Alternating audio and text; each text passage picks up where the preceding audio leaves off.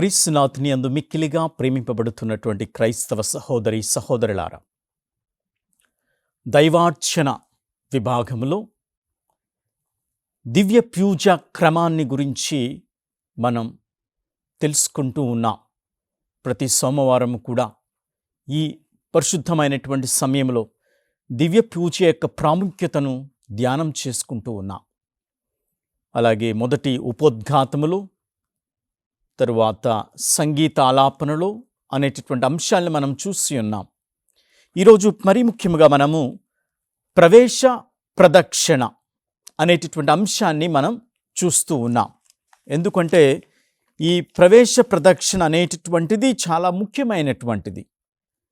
దివ్య పూజ గ్రంథపు సాధారణ నియమావళి విషయాల్లో చూసినట్లయితే 120 నుంచి 123 వరకు, 171 నుంచి 174, 210 నుంచి 211 వరకు కూడా ఇది దివ్య పూజ గ్రంథపు సాధారణ నియమావళి, అంటే general instructions of the Roman missile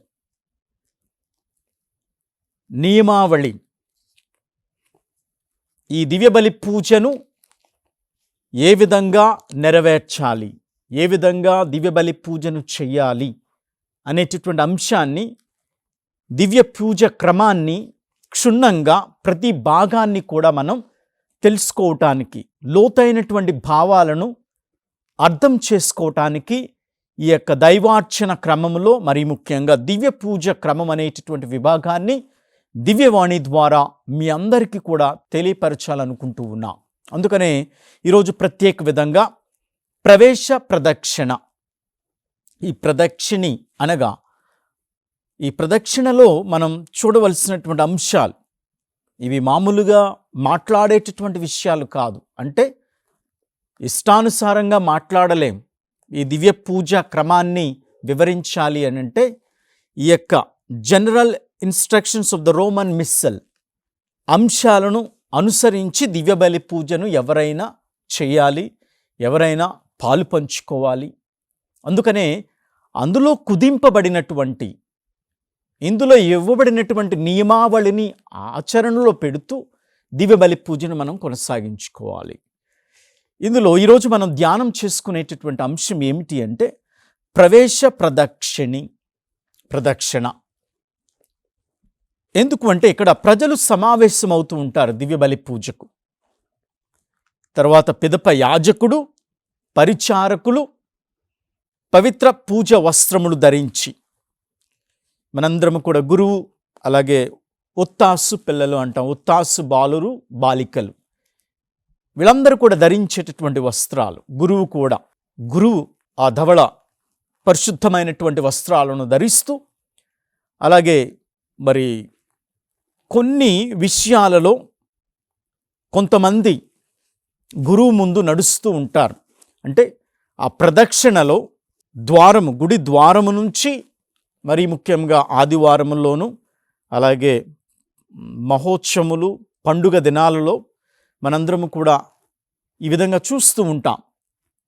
ఈ ధూపము ఉపయోగించే పరిస్థితులు రోజుల్లో, ఆ ఉత్సవాల రోజుల్లో కూడా మనం చూస్తూ ఉంటాం. ఒక బాలుడు, బాలిక కానీ ఆ ధూపాన్ని చేతబట్టుకుని, అలాగే సాంబ్రాణితో కూడినటువంటి ధూప కలశముతో ఒక సహాయకుడు ఉంటాడు. తరువాత వెలుగుచున్నటువంటి ఒత్తులను, ఇద్దరు కూడా వెలుగుచున్న ఒత్తులను చేతపట్టుకుని, సహాయకులు వారి మధ్యలో మరి ముఖ్యంగా కొంచెం వెనుక భాగాల్లో ఈ సిలువతో వేరొక సహాయకుడు ఉంటాడు. తర్వాత మనం చూస్తూ ఉంటాం, బైబిల్ గ్రంథాన్ని పట్టుకుని వారందరూ కూడా పీఠ పరిచారకుడు, అలాగే దాన్ని ముందు తీసుకువెళ్ళటానికి, అలాగే స్వార్థ గ్రంథాన్ని కొంచెం పైకెత్తి పట్టుకునేటటువంటి ఒక పాఠకుడు, తరువాత దివ్య బలి పూజ సమర్పించేటటువంటి యాజకుడు.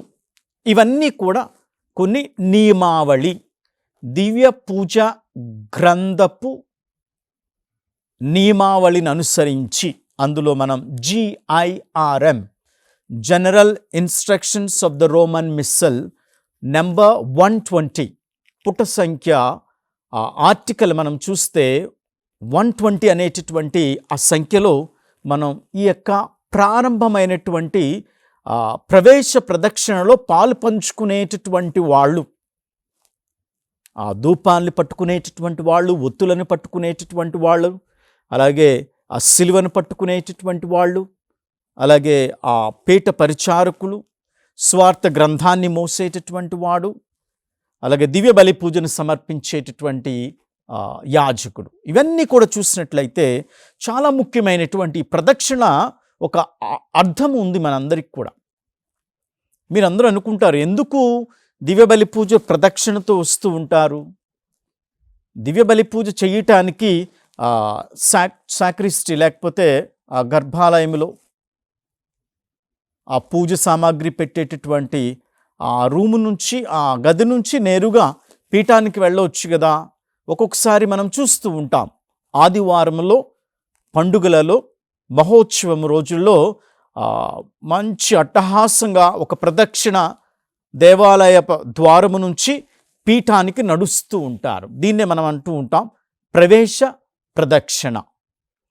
ఈ ప్రవేశ ప్రదక్షిణలో నేను చెప్పినటువంటివన్నీ కూడా ఈ దివ్య పూజ గ్రంథపు సాధారణ నియమావళిని అనుసరించి, అందులో మరీ ముఖ్యంగా ఇవ్వబడినటువంటి షరతులు, సంఖ్యలు 120 నుంచి 123, 171 నుంచి 174, 210 నుంచి 211 వరకు ఈ దివ్య పూజ గ్రంథపు సాధారణ నియమావళిని అనుసరించే చెయ్యాలి. అయితే ఈ ప్రవేశ ప్రదక్షిణ ఎందుకోసము? దివ్య బలి పూజను ఆరంభించే ముందు, దివ్య బలి పూజ దగ్గరకు వెళ్ళి ఆ పీఠాన్ని ముద్దు పెట్టుకునే ముందు వీరందరూ కూడా దేవాలయపు ద్వారము నుంచి నిదానంగా, భక్తియుక్తముగా, నెమ్మదిగా, ప్రార్థనాపూర్వకముగా ఒక క్రమాన్ని అనుసరించి నడుస్తూ ముందుకు వెళుతూ ఉంటారు. దీంట్లో ముఖ్యమైనటువంటి భాగము లేకపోతే ఈ ఉద్దేశం ఏమిటి అంటే, మనం దివ్య గ్రంథములో ప్రదక్షిణ యొక్క మూలాలను మనం ఒకసారి చూడాలి. బైబిల్ గ్రంథంలో కూడా ఈ దివ్య బలి పూజకు ముందు ఈ ప్రదక్షిణ యొక్క మూలాలను అర్థం చేసుకోవాలి అని అంటే, 2వ సమూయేలు గ్రంథములో 6వ అధ్యాయంలో మనం ఒక చక్కనైనటువంటి అంశాన్ని చదువుకుంటూ ఉంటాం. అలాగే 1 రాజుల గ్రంథములో 8వ అధ్యాయంలో కూడా ఈ ప్రదక్షిణ గురించి అనేకమైనటువంటి అంశాలు మనకు కనపడుతూ ఉంటాయి. అందులో ఈ 2వ సమూయేలు గ్రంథము 6వ అధ్యాయాన్ని మనం ఒకసారి ఆలోచన చేసుకుందాం. మనం దేని గురించి మాట్లాడుతూ ఉన్నాం అంటే, ఈ యొక్క పూజా ఆరంభంలో ప్రవేశ ప్రదక్షిణ. ప్రవేశ ప్రదక్షిణ అంటే దివ్య బలి పూజను సమర్పించేటటువంటి యాజకుడు ఆ దివ్య పూజ వస్త్రాలను ధరించి, తరువాత ఆ ధూపాన్ని, ధూప కలశాన్ని పట్టుకునేటటువంటి ఉత్తాసు బాలురు, బాలికలు, అలాగే క్రొవ్వొత్తులను పట్టుకునేటటువంటి వాళ్ళు, సిలువను మోసేటటువంటి వాళ్ళు, అలాగే దివ్య గ్రంథాన్ని ఎత్తి పట్టుకుని నడిచేటటువంటి వాళ్ళు, తరువాత యాజకుడు నడుచుకుంటూ ముందుకు వెళుతూ ఉంటారు. ఇందులో ఒక అర్థం ఉంది, అందుకని మనం చూస్తూ ఉన్నాం. ఈ దివ్య గ్రంథంలో ప్రదక్షిణ యొక్క మూలాలను మనం చూస్తే 2వ సమూయేలు గ్రంథములో 6వ అధ్యాయము, అలాగే రాజుల 1 గ్రంథములో 8వ అధ్యాయము ఒక విశిష్టమైనటువంటి గొప్ప అంశాలు మనకు విదితమవుతూ ఉంటాయి. బైబిల్ గ్రంథము కూడా మనకి విశదపరుస్తూ ఉంటుంది. అందులో మొదటిగా సమూయేలు 2వ గ్రంథము 6వ అధ్యాయంలో మనం చూసినట్లయితే, ఇక్కడ మందసమును యెరూషలేము చేరుట. ఈ మందసమును యెరూషలేము చేరుట అనేటటువంటి విధానంలో మనం చూస్తే, దావీదు రాజు పవిత్ర మందసమును యెరూషలేమునకు తీసుకుని వచ్చినటువంటి సందర్భంలో చూడగలుగుతూ ఉంటాం. దావీదు రాజు ఇశ్రాయేలుల నుండి 30,000 మంది వీరులను ఎన్నుకొనెను. వారిని వెంట నిడుకుని కెరూబు దూతల మధ్య నివసించు సైన్యములకు అధిపతియగు యావే పేర వెలియు మందస్సమును కొనివచ్చుటకై యూదానందలి బాలాకు ప్రయాణమై పోయెను. ఇక్కడ మనం చూస్తూ ఉంటాం. అంటే దావీదు రాజు, ఈ అధ్యాయంలో దావీదు రాజు పవిత్ర మందస్సమును యెరూషలేమునకు తీసుకొచ్చినటువంటి సందర్భాన్ని మనం చూస్తూ ఉంటాం. ఆ సమయంలో ప్రజలు ఇచ్చినటువంటి గౌరవ మర్యాదలు, అందరూ నిలిచుండి ఆరాధించుటను గమనిస్తూ ఉంటాం ఈ యొక్క సందర్భంలో. ఎందుకంటే ఇందు మూలముగానే ప్రదక్షిణ సమయంలో ప్రజలు, విశ్వాసులు అందరూ కూడా నిలబడి ఆరాధనలో పాల్గొనటానికి మనం ముఖ్యమైనటువంటి అంశంగా చూస్తూ ఉంటాం.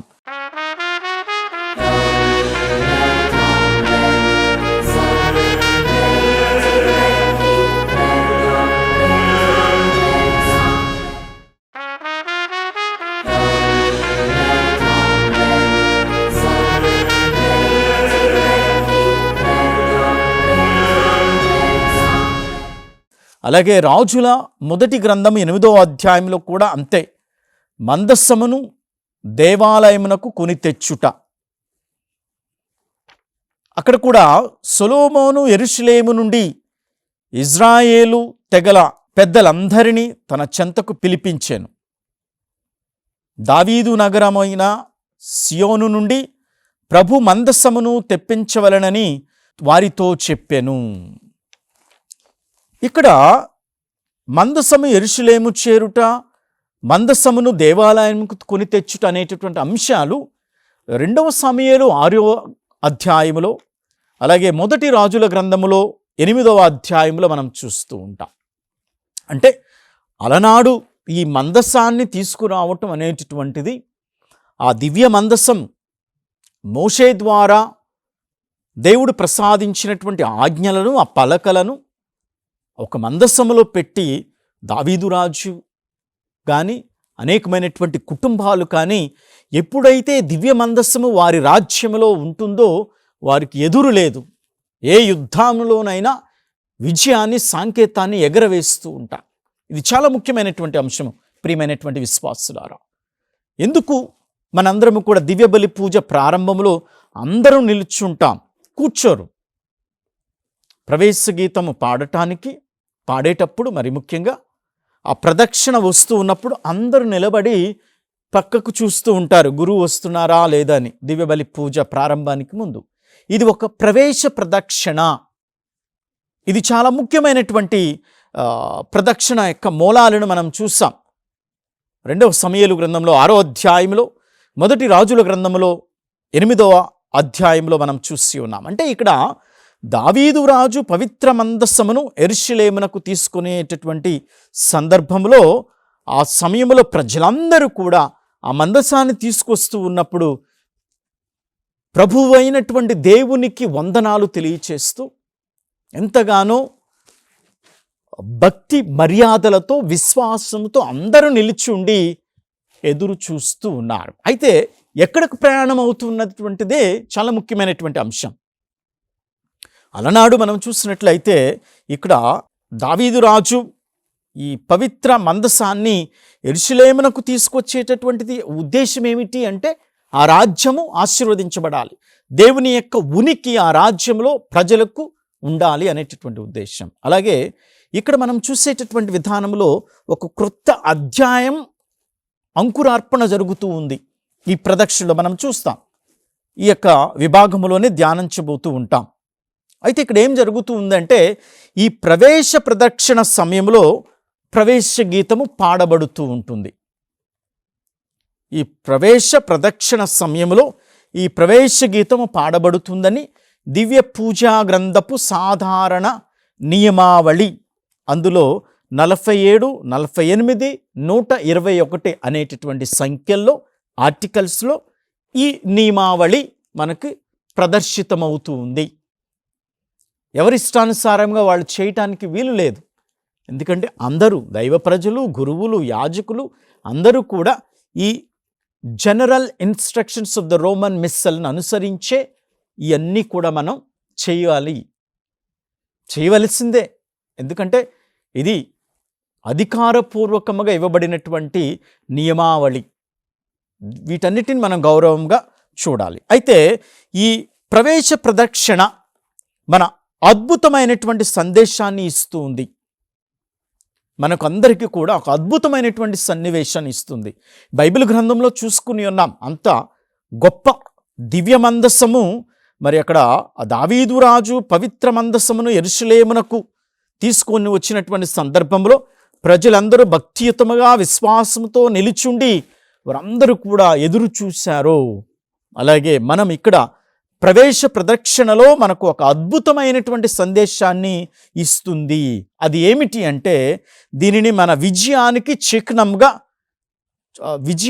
చిహ్నమైనటువంటి కవాతుగా పేర్కొనవచ్చు. ఇక్కడ కవాతు అంటే ఇక్కడ విజయానికి సాంకేతికమైనటువంటి కవాతు అంటే ఇక్కడ విక్టరీ పరేడ్ అని ఆంగ్లంలో మనం చెప్పవచ్చు. ఇంగ్లీష్లో ద ప్రొసెషన్, ప్రదక్షిణ, ఇవన్నీ కూడా ఒక విక్టరీ పెరేడ్ అంటే దాని తెలుగులో పెరేడ్ అనేటటువంటి దాన్ని తెలుగులో చూసినట్లయితే విక్టరీ పెరేడ్ అంటే విజయానికి చిహ్నమైన కవాతుగా. ఇప్పుడు కవాతు అంటే అర్థం ఏమిటి? మన తెలుగు అది, కానీ ఆ తెలుగులే మళ్ళీ దాని అర్థం మనకు చాలామందికి తెలియదు. విక్టరీ పరేడ్ లేకపోతే విజయానికి చిహ్నమైనటువంటి పరేడ్, కవాతు అంటే ఇక్కడ ఒక సుదీర్ఘమైనటువంటి చరిత్ర దీనికి ఉంది ఈ పదానికి. ఎందుకు అంటే మనకు క్రీస్తు పూర్వంలో మరి ముఖ్యంగా ఈ 300 సంవత్సరంలో చూసినట్లయితే ఇక్కడ పురాతనమైనటువంటి మెస్పటోమియా సంబంధించినటువంటి పాలనాధికారులు శత్రువుల మీద యుద్ధాన్ని జయించినప్పుడు ఏం చేసేవాళ్ళు అంటే, శత్రువుల యొక్క ఆ పాలకులందరూ శత్రువుల యొక్క ఎముకలను పట్టుకుని ఒక ప్రదక్షిణగా విజయానికి సాంకేతికముగా వారు ప్రయాణం చేస్తూ అందరికి చూపించేటటువంటి వాళ్ళు. ఇదిగో ఆ సన్నివేశాల నుంచే ఈ యొక్క పదం పుట్టుకు వచ్చింది. విక్టరీ పరేడ్ అంటే విజయానికి చిహ్నమైనటువంటి పరేడ్.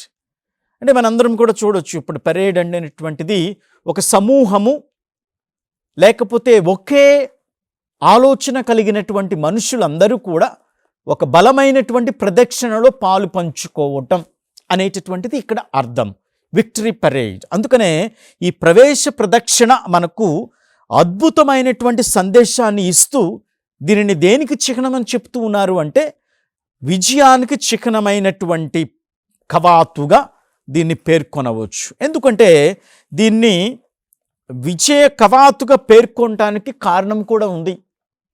అది మన క్రైస్తవ ఈ దివ్య బలి పూజకు ముందు ఈ ప్రదక్షిణకు ఒక విజయ చిహ్నమైనటువంటి కవాతుగా ఎందుకు మారుతుంది అంటే, ఏ విధంగా అయితే కవాతులో పాల్పంచుకున్నటువంటి వాళ్ళందరూ వ్యక్తులు ఐక్యమత్యానికి ఒక పద్ధతి గల నడక, అందరూ కూడా ఒకే తాటి మీద నడుస్తూ పరిపూర్తి చేస్తూ ఉంటారో, కార్యాన్ని ఎరిగి నడుస్తూ ఉంటారో, అదేవిధంగా ఈ ఆధ్యాత్మిక కవాతులోనికి అనగా మన యొక్క ఆధ్యాత్మిక కార్యకలాపాలకు గురించి మన పాదాలను పీఠం వైపు ప్రాణమై మన కార్యాలను నిర్వహించటానికి ఇది ప్రదక్షిణ యొక్క ముఖ్యమైనటువంటి ఉద్దేశం. అలనాడు క్రీస్తు పూర్వంలో 300 సంవత్సరంలో ఈ మెస్పటోనియన్స్ ఆ ప్రజలందరూ కూడా మనం చూసినట్లయితే యుద్ధాన్ని జయించిన తర్వాత శత్రువుల యొక్క ఎముకలు పట్టుకుని ఒకే ప్రదక్షిణలో వెళుతూ పాలకులందరూ కూడా విజయ సాంకేతాన్ని ఎగరవేస్తూ వారి బలాన్ని నిరూపించుకునేవాడు. ఇక్కడ కూడా మనము కూడా ఒకే విధమైనటువంటి పద్ధతిలో వెళుతూ ఉన్నటువంటి ఏదైనా ఒక కవాతు లేకపోతే పరేడ్ లేకపోతే ప్రదక్షిణ మనం చూసినట్లయితే అదేవిధంగా దీన్ని మనం విక్టరీ పరేడ్ అంటాం. ఎందుకంటే యేసుక్రీస్తు మనకు తన శిలువ ద్వారా రక్షణను, విమోచనాన్ని కలుగచేశాడు కదా. కడరారాత్రి భోజన సమయంలో ఆయన చక్కగా తన శిష్యులతో పాస్కా విందును జరుపుకుని ఆ పాస్కా బలి నర్పించేటటువంటి యాజకుడు తానే అయ్యాడు. ఆ వస్తువు అనగా గొర్రెపిల్ల కూడా తానే అయ్యాడు. ఇద్దరు కూడా క్రీస్తు ప్రభులోనే చూస్తూ ఉంటాం మనం. అలాగా అద్భుతమైనటువంటి ఆ యొక్క గొల్గొతా ప్రణాళిక, ప్రదక్షిణ యేసుక్రీస్తు ఇచ్చినటువంటి ఆ రక్షణ మనం చూసినట్లయితే ఎంతో గొప్ప భాగ్యం. అదే విషయాన్ని మనం ఒక ప్రవేశ ప్రదక్షిణగా గురువు అనగా ఆ వస్త్రాలను ధరించి, అలాగే ఉత్తాసు బాలబాలికులందరూ కూడా ఉత్తాసు వస్త్రాలను ధరించి మనం చూస్తూ ఉంటాం. ఆ ధూపాన్ని ఉపయోగించినట్లయితే ధూపాన్ని పట్టుకునేటటువంటి ఒకళ్ళు, అలాగే ధూప కలశాన్ని సాంబ్రాణి, ఆ ధూప కలశంలో సాంబ్రాణి వేసుకుని ఇద్దరు ముందు, తరువాత క్రొవ్వొత్తులతో ఒక ఇద్దరు, తర్వాత వారి వెనుక భాగంలో మరలా మనం చూస్తూ ఉంటాం వెలుగుచున్నటువంటి క్రొవ్వొత్తులు, తర్వాత ఒక పీఠ పరిచారకుడు కూడా ఉంటాడు. ఆ తరువాత మనం చూస్తాం సిలువ, మరి సువార్త గ్రంథాన్ని సిలువతో కూడా మోస్తూ, సిలువ ఉంటుంది, తర్వాత ఆ సువార్త గ్రంథం ఉంటుంది, తర్వాత యాజకుడు, తర్వాత గురువులందరూ కూడా ఉంటూ ఉంటారు. ఎంత కూడా మనకి ప్రవేశ ప్రదక్షిణ కనుక ఇటువంటి విషయాన్ని మనం ఈరోజు ప్రత్యేక విధంగా చూస్తూ ఉన్నాం. ఈ ప్రవేశ ప్రదక్షిణ ఏ విధంగా అయితే దావీదు రాజు మరి చక్కగా దేవుని మందస్సాన్ని యెరూషలేములకు తెప్పించుతూ ఆశీర్వాదాల కోసం అక్కడ ఎంతగానో ప్రాధేయపడుతున్నటువంటి విశ్వాసులు మనం చూస్తూ ఉంటాము. అలాగే ఈ ప్రవేశ ప్రదక్షిణలో ఒక విజయానికి చిహ్నమైనటువంటి కవాతుగా మనందరి పాదాలు కూడా ఆ గొల్గొత్తాకుండా అనగా ఆ బలిపీఠము చెంతకు చేరుతూ ఉన్నాయి. ఒకే ఆలోచనతో మనం ప్రయాణం చేస్తూ ఉన్నాం. ఇది విక్టరీ పరేడ్ అంటే ఈ యొక్క ప్రవేశ ప్రదక్షిణ మనందరికీ కూడా అద్భుతమైనటువంటి సందేశం. అదే విజయానికి చిహ్నమైనటువంటి కవాతు. అందరము కూడా ఏక మనస్సులై ఈ రక్షణ కార్యాన్ని మరలా జ్ఞాపకార్థకముగా చేయమన్నాడు కదా క్రీస్తు ప్రభు. ఆ జ్ఞాపకార్థపు అర్చనా బలిని చేసేటటువంటి గురువుతో మనందరము కూడా మన ఏక మనస్కులై ఈ మన పాదాలను కదిలిస్తూ ఈ బలిపీఠము చెంతకు వెళుతూ ఉంటాం. ఇది ఈ యొక్క ప్రవేశ ప్రదక్షిణలో నిమగ్నమైనటువంటి ముఖ్య అంశాలు. ప్రియమైనటువంటి క్రైస్తవ విశ్వాసులారా, ఈ విధంగా చిన్న చిన్న విషయాలను లోతుగా ఆలోచన చేసుకుని దాని భావాలను, వేదాంతమైనటువంటి భావాలను, ఆ సంజ్ఞలను, అన్ని చిహ్నాలను కూడా మనం తెలుసుకోవటం జరుగుతుంది. కనుక ఈ యొక్క దివ్య పూజ క్రమాన్ని కూడా ప్రతి వారం వీక్షించండి. ప్రతి సోమవారం 7 గంటలకు ఈ యొక్క కార్యక్రమాన్ని వీక్షించి దివ్య బలి పూజ యొక్క ఔన్నత్యాన్ని తెలుసుకోవటానికి ప్రయత్నం చేయండి. ఈ యొక్క దేవుని యొక్క వాక్యాలను వింటున్నటువంటి మిమ్మల్ని, మీ కుటుంబాన్ని దేవుడు ఆశీర్వదించునుగాక.